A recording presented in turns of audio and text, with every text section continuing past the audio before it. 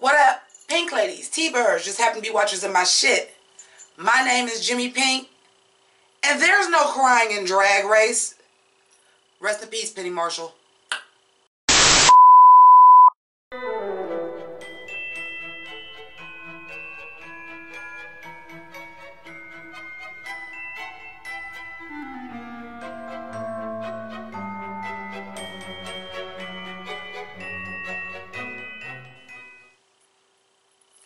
So, thank you for joining me. I gotta put a little quick geesh on because there was a little bit of tea spilt during our first look of episode 2 of RuPaul's Drag Race All-Stars. I just want to make attention to my little area here. I got my beer flipped around. I didn't have Schultz. My Pepsi, my milk, my initial cup.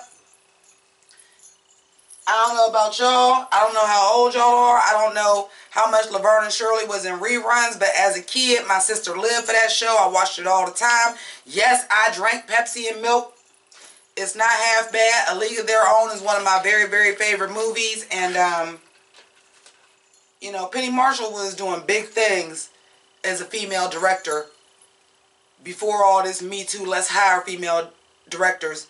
And she got it, and she will be missed. But we're here to talk about Drag Race, so we're going to get into that. Now, y'all know I was at the gig, so I had to take notes. I didn't bring my notebook. But we picked right up after Jasmine's elimination. The judge is gone. The judge is gone. And we find out that Monique also would have picked Farrah.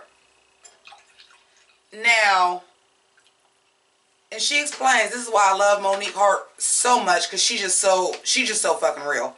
She like, listen, when you came over here crying, I was like, bitch, you're gone. But when you started talking about how bad you wanted this, I had a flashback to my own elimination.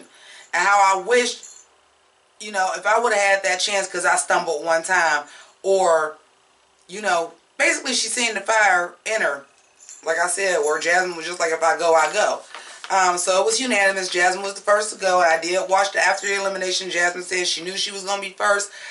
One thing I do want to say is Jasmine had mentioned, and this isn't part of the first look, this is part of the after the elimination that was on YouTube, that she could have did a dance number, but she thought that that was the easy route to go. But I'm so disappointed that she didn't, because Jasmine is not known for that. You're known for comedy. You're known for being a meme queen. I think Pink Ladies T-Birds to be in my lives helped me out. I think I caught the Jasmine Masters was going to do stand-up comedy. But what you're not known for, especially to the general Drag Race audience who hasn't come and seen you perform, that doesn't follow you all like that, I think they would have been shocked to see your fucking dance skill. Jasmine can buck, y'all. And keep in mind, Jasmine is over 40 years old and putting some young girls' bodies to shame. I think she was the one person that it would have never been boring if she'd have came out in a leotard and bucked, because we would have never expected it. I think that would have saved her. Also, even though you already wore that pantsuit, keeping it 100 for you as far as black female stand-up comedians, that's the shit they wear. They wear outlandish goddamn pantsuits. That's what they wear. Even though I wouldn't have wore something that I already got reviewed on Fashion Photo Reviewing. But it is what it is, and Judge is gone. But they kept calling her a legend. And then, skipping ahead a little bit, when Henny came out, they were saying she was a legend. Y'all getting a little bit loose with legends. I'm sorry. I'm sorry. Jasmine Masters is a legend, excuse me, of the internet, and she may be a legend of drag. But a legend of Drag Race, she didn't do really that great on her season. She didn't do great. She went first on All-Stars, and she left the Christmas special. Legend of Drag Race, not so much. Then we get Henny, and they talking about some Stacey Lane Matthews is a legend. Bitch, where? And don't get me wrong. Y'all know I'm hashtag Team Black and a few other folks. I love me some Stacey Lane Matthews, even though I think she Native American. But shit, we accept her. Because guess what? Everybody black and Latino Native American any goddamn way. Most of us over here. But legend, I love her. I know I'm skipping around. If you're new to this channel, we do that. I do stream of consciousness. I'm assuming you watch the material, so I'm going to jump around and talk about things as I feel like I want to talk about them. Stacey looked stunning. That is, especially because she's so big. Like, that outfit was fire. I never really liked her wig line and the short wig, but I didn't mind it. The black, the silver, the sunglasses that match. Hanny was doing the damn thing. But RuPaul, how's she one of your favorite queens, but she ain't an actual contestant on All Stars? I'm confused about that too. Y'all comment below and let me know, because maybe I'm all the way off. Again, I'm not your Drag Race channel that knows everything that goes on with Drag Race. I have other things to do. But anyway, when Monique said she was proud of her lip sync and Latrice, oh, Latrice is gonna give us some motherfucking talking heads too. She gonna give us some other talking moments too, because she had a couple just in these first little 13 minutes. She said, now, this ain't the first time you done threw your wig and I done seen your bald head. Brown cow stunning? Not so much. Then she went in for Valentina, like Valentina's ass, I'm sorry, no ass at all. When they was handing out little Debbie cakes. She did not get in the line. Latrice, I live for Latrice. Y'all know I live for Latrice. I super do. I was getting a little irritated because Gia was always running her mouth. By the time they got to Gia, when they was talking about pheromone, like, this little beautiful bitch, she got saved this time. But then here's where the tea came in. Now, we all know last episode, Gia put the cunt in Crazy Cuckoo Cunt. And we were talking about some of her reads were too harsh and some of them was spot on. Now we know why. Go back and watch the first episode and see how harsh she was on pheromone in those reads. As opposed to everybody else. Everybody else was just shade. She was mean to pheromone. And now we know why. And now we know why. They had a little falling out.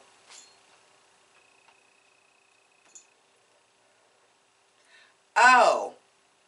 Well, Gia, honey, your petty is showing.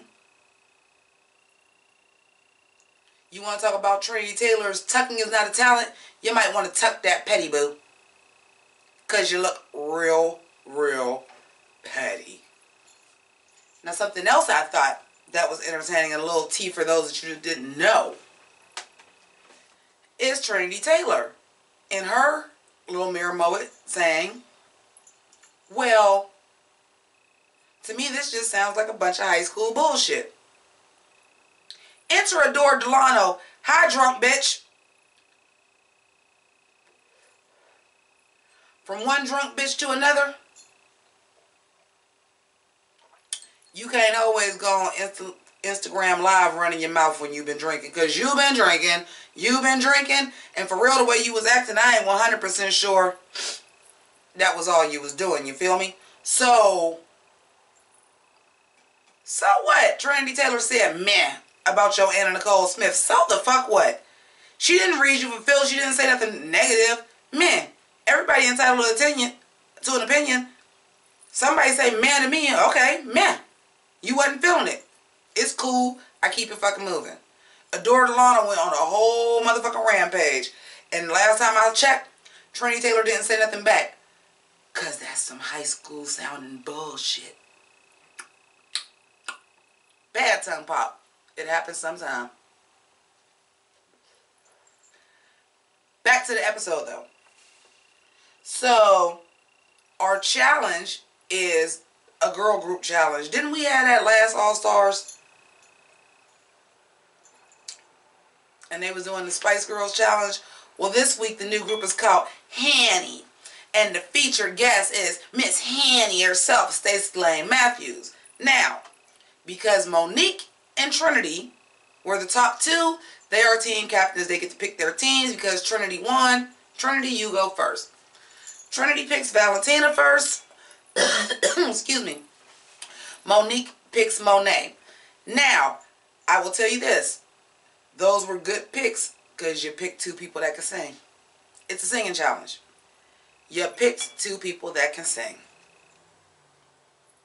Even though Monet was a little off key, but we do know she is opera trained. And Valentina has been singing. She lip synced her song, but it was her singing. She sounded good. I know she's playing Angel on Rent, so she got to have some kind of musical talent that she could sing.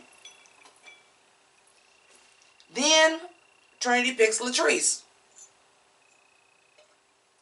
I don't know if I would say Latrice can sing, but Latrice can carry a tune, and Latrice is a fantastic performer. Monique picks Naomi. Excuse me, what? Ma'am.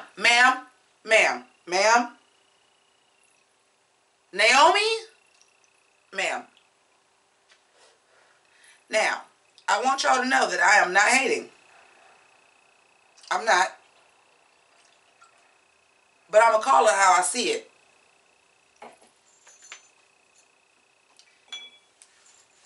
You probably can get some choreo together. You can get some choreo together. But your singing voice, not when I'm looking at other people that are left who actually have songs out. Now, Naomi has a song out now. I haven't watched the video. But even the song that she did, wasn't she more like doing like the drag song Talking? And even then, Manila and Gia are proven song makers. Okay. That you picked Naomi. Hashtag Team Everybody Black, I guess. So, Trinity picks Manila. Now, the last two is Farrah and Gia. And Monique picks Farrah.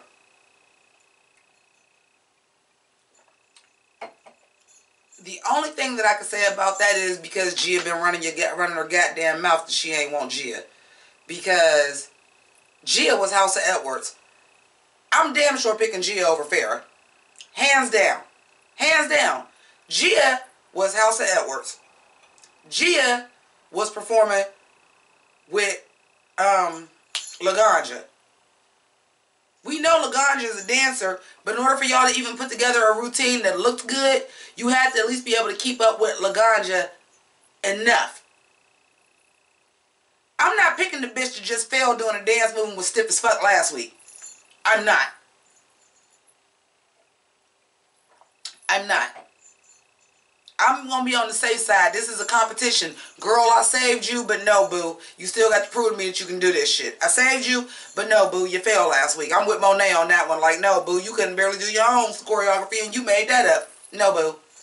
So, Gia gets picked last. Now, what I will say is Gia said, I thought I would have got picked first. Bitch, pump your brakes. It's a singing and dancing challenge. The first two that should have got picked was the first two that should have got picked. Period. Tongue pop back. I do want to talk about Gia a little bit. Gia, since her transition looks so good, and I loved her workroom outfit, you better let them motherfuckers know you are a lady. You better let them motherfucking know. And then when she was doing her little lyrics and she said, I put the T in the LGB, bitch, you better do it. You better do it. But I hope that your shade continues to just be shade and not I'm being mean to Farrah because we fell out. Because I ain't with that petty bullshit. I'm here for shade. An episode is born without shade, but I don't want no more of this petty shit. Get it out the way. Let's compete. And that's really it. Except for the funny thing was, when they was talking about some don't funk it up, and Manila says, so if you Farrah on the ground, pick yourself back up. We're not going to start calling it a Farrah when you fall. Oh, oh.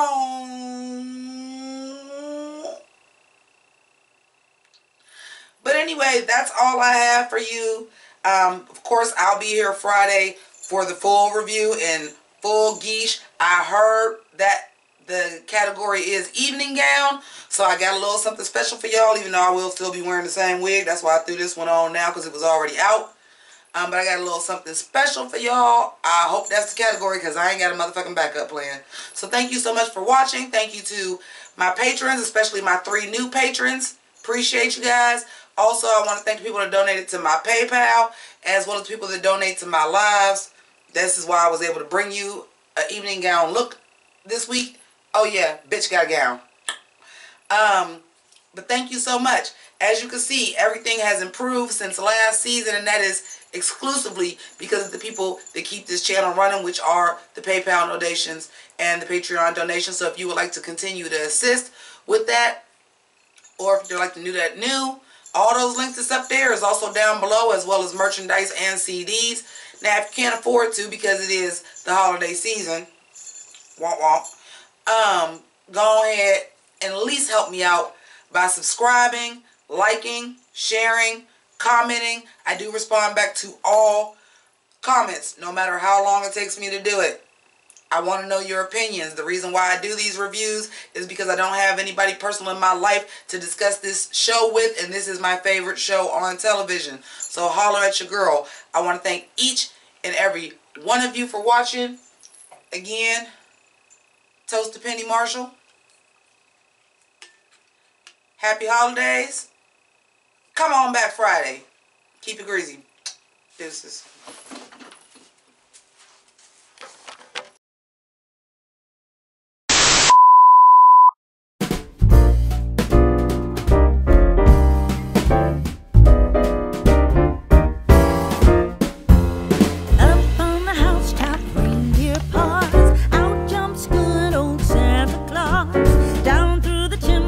Lots of